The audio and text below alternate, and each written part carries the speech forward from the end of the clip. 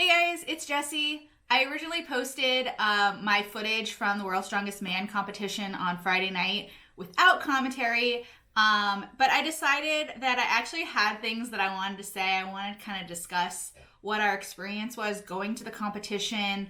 So I thought I would actually re-upload it with some commentary added just to kind of talk about what we saw and kind of explain more about what the event was like seeing it in person. I will go ahead and leave the link for the original video down below if you don't want to hear my commentary, which I totally understand. If you don't want to hear me talking, definitely check out that video. And before I get into it, I just want to put out a disclaimer that I am not an expert in strongman. Like, I don't know everything. My boyfriend is like seriously into the sport. He's been into it for a really long time. And since we've been together, like, this is something that I've gotten into. Honestly, before we started dating, I didn't even know that this existed. But in the last couple of years, I've gotten really invested because of him. And we found out that this year's competition was going to be in Bradenton, Florida, which is only a 7-hour drive for us. We were like, okay, we definitely gotta go. So anyway, so if I say something wrong or call something by the wrong name, don't give me crap about it, because I know, like, I'm still learning these things and I'm still kind of like getting into it. But I did want to share just our experiences that we had. So if that's something you're interested in, just keep watching.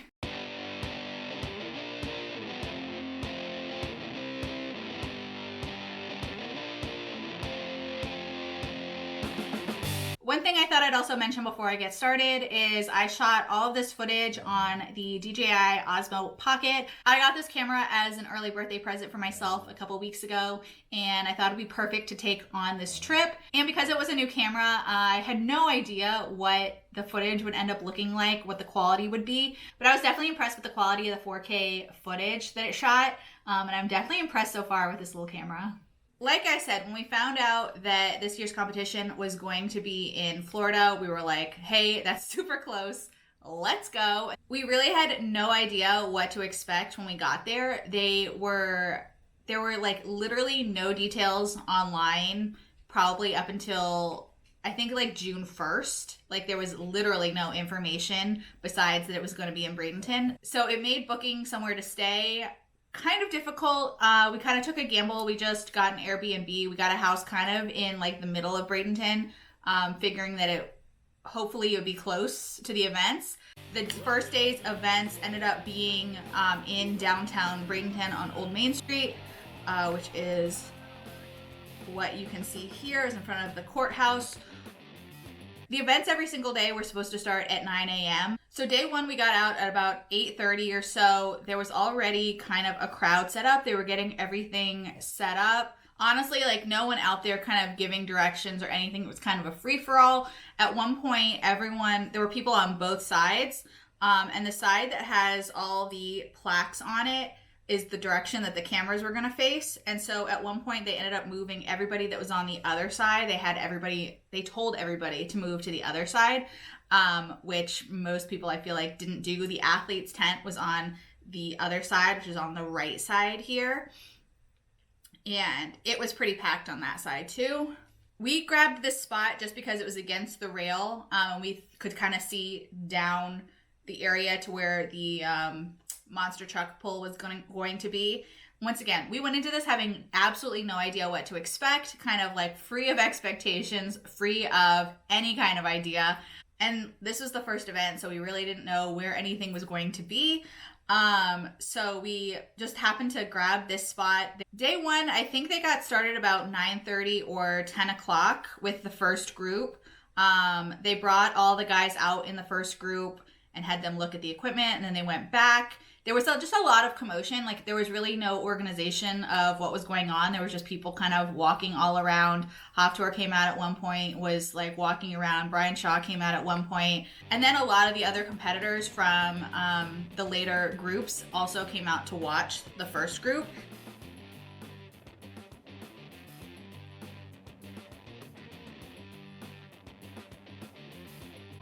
One other thing I should add is that everyone in a blue shirt here works for World's Strongest Man and is part of the camera crew.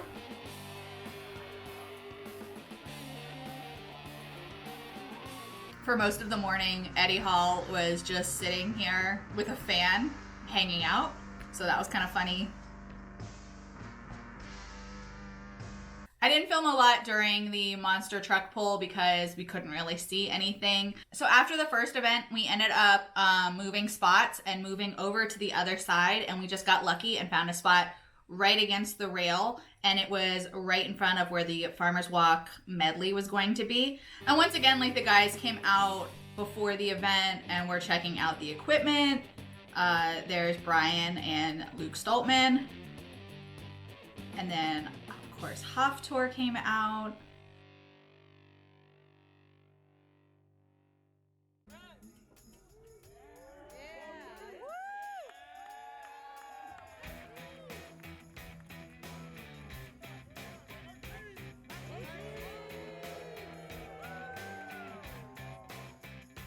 Okay, here's Hoftor versus Kearney in Group 1. This is, spoiler alert, this is when Hoftor injured himself. Watched it in real time right in front of us. See, he's like limping there.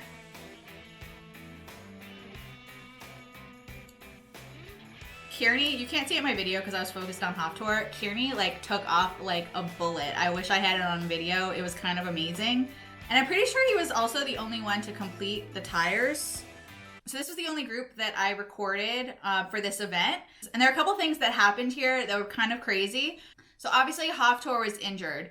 After this entire group went, they realized that they had too much weight on that apparatus. And so they ended up taking weight off, which honestly I think is pretty unfair. First of all, that no one realized that it was too much weight in the first place, and that you had the entire group go of 5 guys and not realize that. So they adjusted the weight, and then I'm pretty sure, if I remember correctly, Robert Oberst came out for Group 2, and that was when the rain started, and it just started torrentially downpouring. And so we actually stood, we didn't want to lose our spots. So we stood there for about 20 minutes in the pouring rain. And then finally they announced that there was lightning, and so they were going to have to call a delay. They actually had Robert Oberst out there sitting for probably like 10 or 15 minutes before they were like, okay, yeah, it's pouring rain. You can go back into the athletes' tent. So things like the rain, obviously, are out of human control. But you held this event in the summer in Florida. You had to have some kind of rain plan. Like, there had to be some kind of plan for this, and it didn't seem like there was. So we actually ended up leaving for the day. Once again, no communication, no organization with this event. So we had no idea what time they were going to resume, what time the rain was going to stop, what time this was going to get started again, because obviously they would have to wait for the equipment to dry off and the ground to dry. So we ended up going back to the house and not going back out. And I think they finally got restarted at like 5, and I think they ended up going to like 7 o'clock. That's what I heard. Day 2 was on Coquina Beach. We got there about an hour early. It was supposed to start at 9. I think we got there at about 8. At 8 a.m., none of the rails were set up. They were screwing the platforms down. It's plywood, and then they put rubber over it. It just completely, in my opinion, just like completely not organized and completely a mess. And I absolutely don't fault the guys that were out there working, because they were definitely working their asses off. They were sweating. Like, it was not their fault. It just seems like no one was in charge. We were out there for 4 days, and I still don't know who was running the show. Like, no one knew what was going on. So the first event of the Day 2 qualifier was the deadlift for reps. Once again, Hoftor was in the first group, which is why I have a lot of video of Hoftor, because he was always early on in the first group. And there were so many rain delays over the course of the week that we usually didn't even get to like some of the later groups in some of the events. So we got really lucky with this spot. Obviously we can't see the front of the apparatus, but we were right behind it. So every time everyone walked onto it, walked off of it, like obviously we were right in front of them. Another just like funny observation was they didn't know what to do about the sand. They had an event literally on the beach, and they were just so befuddled by the sand. Once again, not trying to criticize anyone, like they were all doing the best they could, I understand, but there was literally like a 3-person team before the event started, brushing off sand off of this rubber, blowing it with a leaf blower. Like, it was a constant thing, and it was like they didn't understand where the sand was coming from, and the whole audience was kind of laughing because there was such a struggle going into trying to keep this thing free of sand. For this event, we were literally facing the cameras, so all my video you can see kind of what the production setup looks like. And honestly, if you were to ask me like what our experience was at World's Strongest Man, the first thing I would say is that this is all geared towards the cameras and towards this production of putting this out. It sucks to say, the organizers did not care about the fans, the fan experience, providing, memorable moments for them. There was none of that. This was all about the cameras and putting together this production. This is something that became more apparent to us day 2 when we were out on the beach.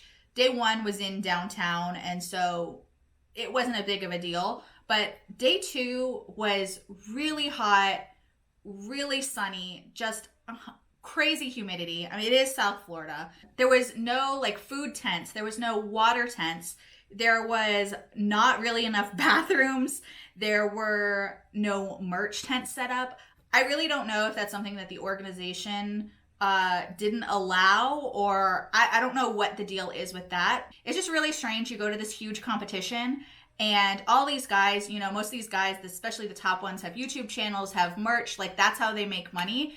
And there was no opportunity to support them, really at all. It was really nuts. Day 2, there was a delay. I don't think they started till almost 11 a.m. Once again, they were supposed to start at 9 a.m.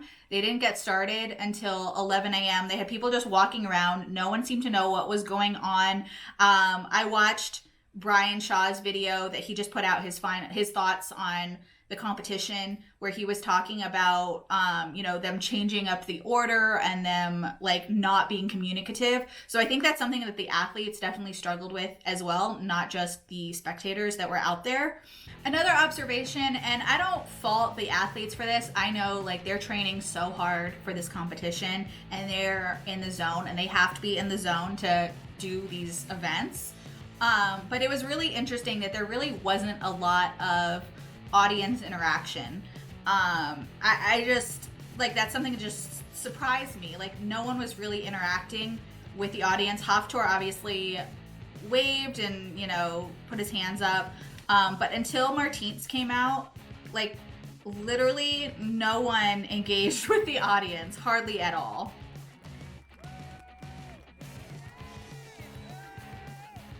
And we were just really lucky. We were stood in this spot and Martins came around and gave everybody high fives. So we got high fives from the World's Strongest Man. Pretty cool. I think I saw a comment on Instagram about people were booing Martins. That was definitely not the case. People were totally into Martins. Everyone was cheering every time he came out, saying his name. He would do his Martins back. He was honestly probably the crowd favorite. I would say he was definitely the crowd favorite. So I think we made it through, 3 groups of the deadlift on day 2. And then it just was so hot and we were just so tired from standing in the sand and standing in the sun. And we ended up deciding to leave, and we didn't go back for the afternoon events, which was the overhead press. We didn't stay for that because once we gave up our spot, we knew we'd never get another good spot again once we left, once we moved. And honestly, if you weren't standing against the rail or probably 1 or 2 people back, you couldn't see anything.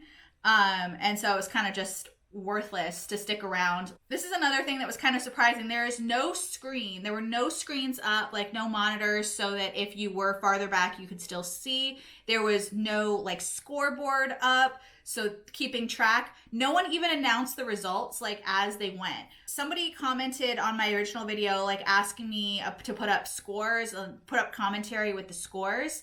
I couldn't even have told you what was going on because no one was announcing it. We were completely in the dark. In the loading race in the final event, Ben took out his phone and was timing it on his phone because they wouldn't announce the times. They wouldn't announce anything, which I don't understand. Like, you have all these fans. I mean, there were probably 300 or 400 people out there and they just didn't care. I heard somebody say that they were told that they didn't care, that the organization didn't care about the fans.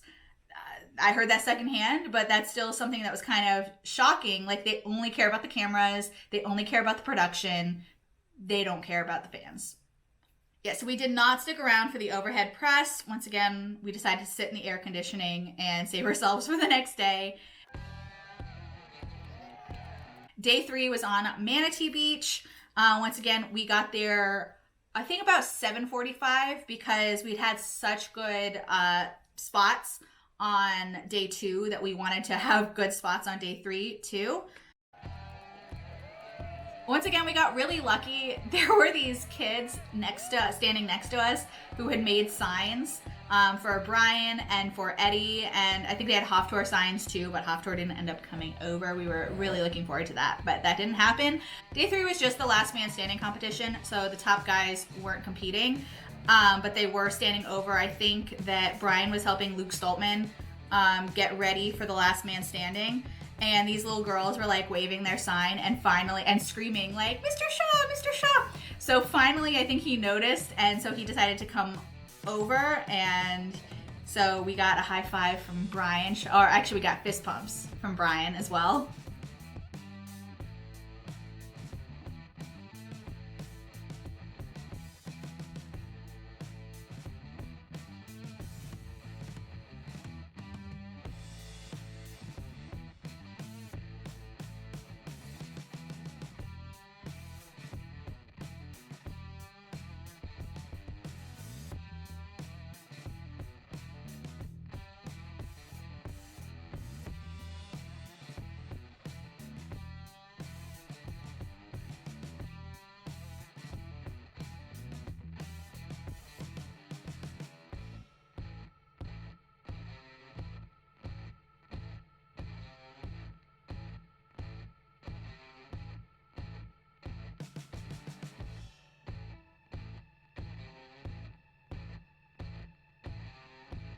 So the key to these events is standing next to cute kids who have signs.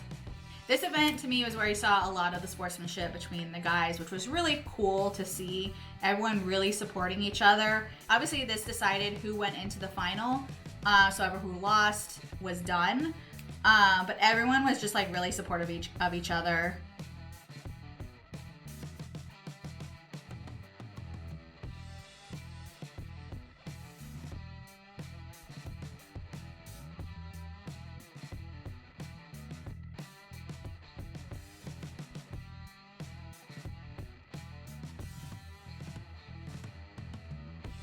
These cute little kids also had an Eddie Hall sign, so he came over and signed their poster.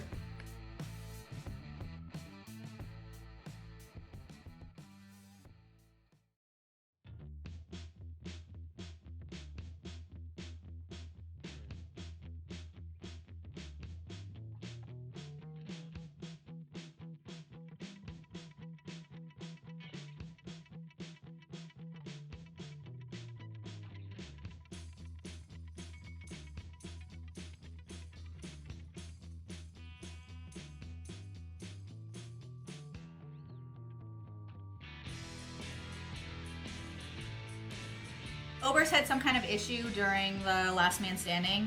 He did the first lift, and then the second one he just could not get off the ground.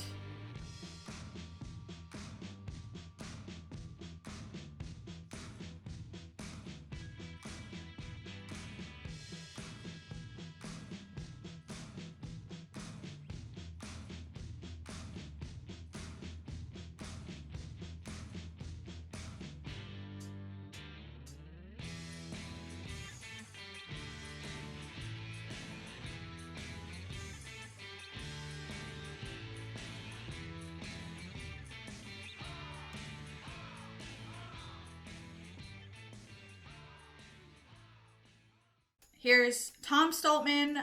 This is another one that went on for quite a while. I'm not sure what happened to Tom's shirt.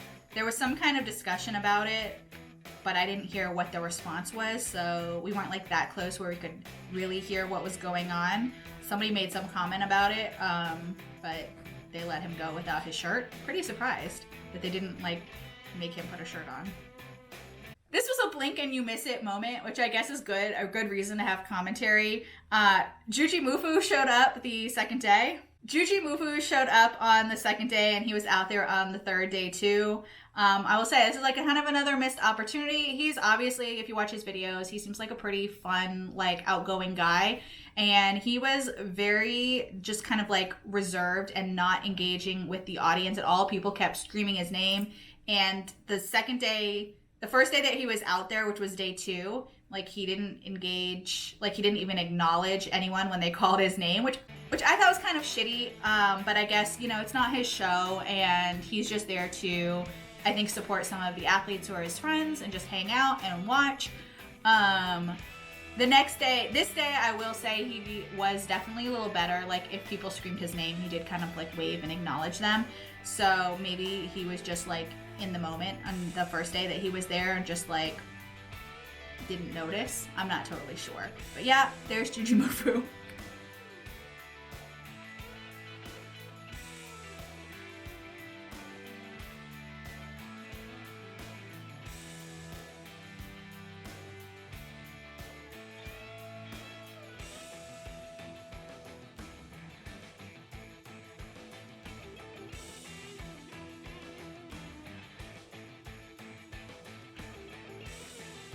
This was a really sweet moment when Tom made it into the final because they're the first brothers to ever make it into the final. So they were both really excited and they brought their dad out. It was really cute.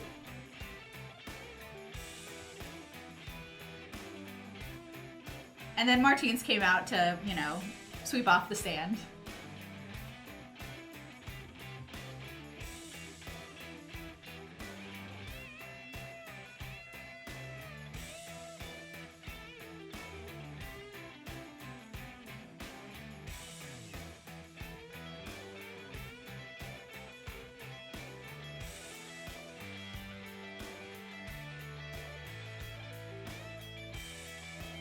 Day 4, we got out super early. It was supposed to start at 8. We got there about 6:45 and it was already pretty packed. You can't really see it in my footage, but it was further back, like where the people are standing along the back is way further back than we were standing in that spot the day before because they were gonna have 3 different events on the beach for the final.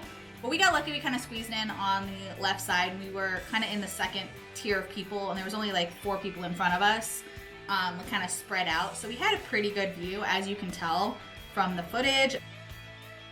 Here's the loading race. Luke Stoltman was in the first group here, and he just was flying. Next up was Brian and Martins.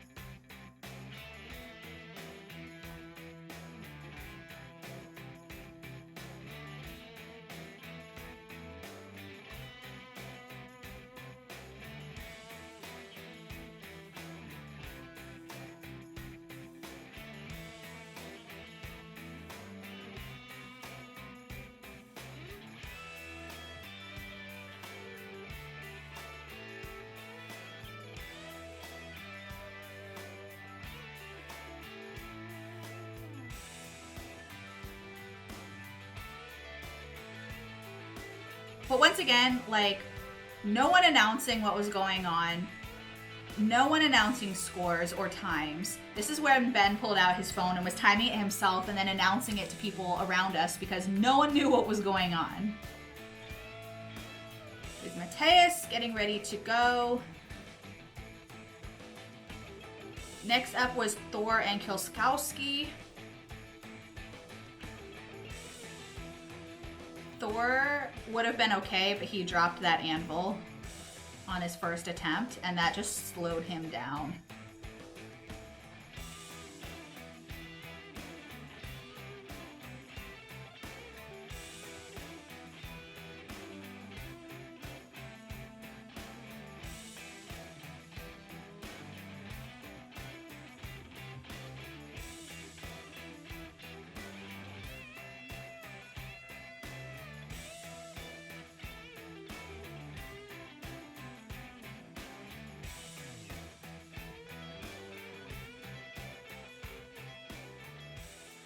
So what happened next really kind of pissed us off and was kind of like our breaking point for this competition. So the rail that was on the back after this event, after the loading race was over, they ended up moving it forward kind of to like right in front of us, making that area smaller. So obviously that when the cameras showed the second event, which was going to be kind of in the middle, it wouldn't be just this huge empty space behind. They would put people kind of up against the rail, so then it looked crowded. So when they moved the rail forward, we thought, oh, this is great. Everyone got excited on both sides, on both the left and the right, because they were like, well, obviously they're going to open up, they're going to move the existing gates that are on the side, and we're just going to be able to slide onto the back, and we'll have awesome spots. What they ended up doing was bringing out police on horseback as crowd control. It was very bizarre. It was a very bizarre Florida moment.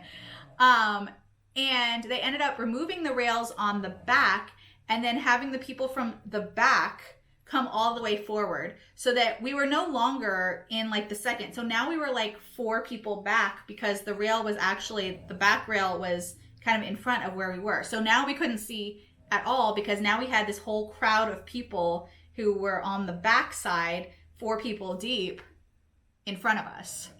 And honestly, at that point, we were just like, well, we're not going to see anything, so why are we standing here? And we ended up just giving up these spots, because we're like, we're not going to be able to see anything. The next events, I think we're going to be in the parking lot. Once again, nothing was announced, just to show what was happening, where, what time, anything. I kind of like zoned out for a little while, just because everyone was like kind of pissy about them moving this rail and us losing our awesome spots, especially since we had been there since about 6:30. That was kind of annoying. There is no stands. It literally was first come, first serve spots against this rail. If you were 3 people behind, like I said, you had no view. You couldn't have seen anything. So when it came time for that second event in the final, there was just craziness going on.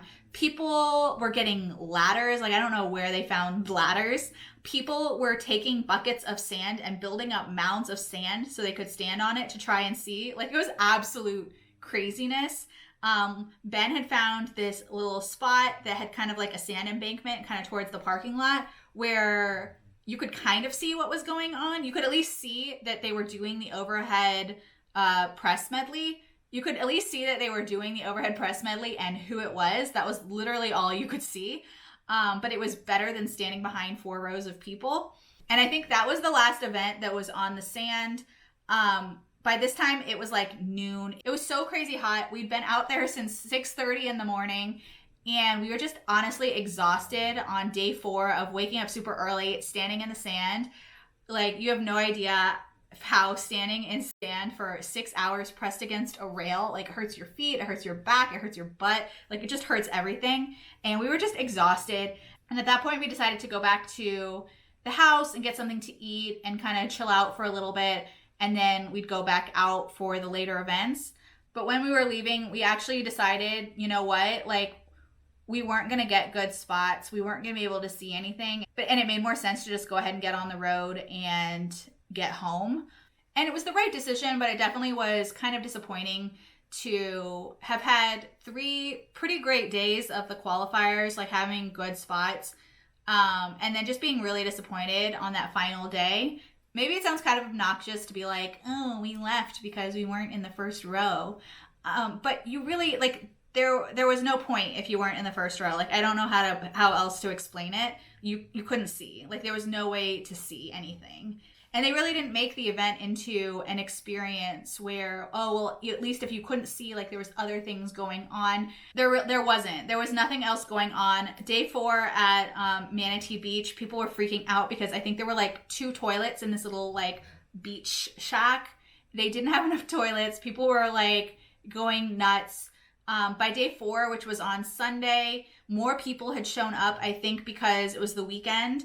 It was also just a madhouse because it was on a public beach on a weekend in Florida in the summer. So you had a mass of just regular people going to the beach on Sunday. Then you had people out there for the competition, and it was just kind of a shit show. Like, that's the best word that I can use to describe the experience. It was a shit show. I am glad we went. We really did have an awesome experience the first 3 days, even with the issues.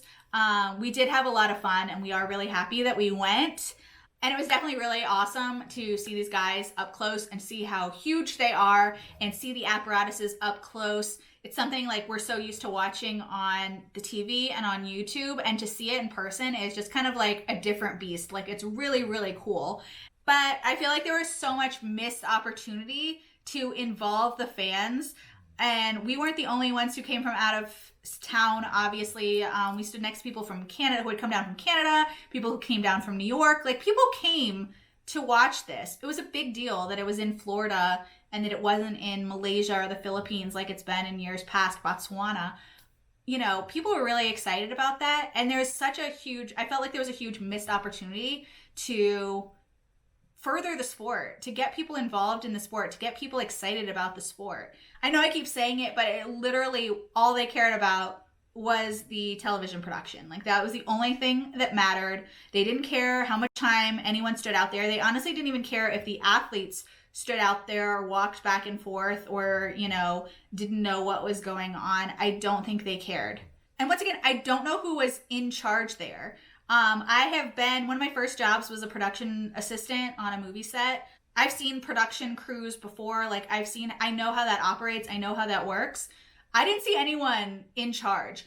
The guys working the event, setting up, didn't seem to know what was going on. The issue on the last day with them moving the rail, while that was happening, they were still trying to decide where they were going to move the rails, what they were doing, where it was supposed to go. Like, there was no plan in place, which for me, I just thought was really bizarre. I do have a little bit of experience in event planning. You would think that this should be a huge event and it should be really well organized, and it just wasn't. So that concludes some of my thoughts from attending the 2019 World's Strongest Man competition. They said it's going to start airing on CBS on June 30th, so definitely keep an eye out for that. I'm sure it'll be an amazing production because that's definitely what all the energy was put into. Anyway, I hope you guys enjoyed this video. I'm not sure how many more strongman related videos I'll put out if the opportunity arises, definitely. But thank you so much for watching, and I'll see you in my next video.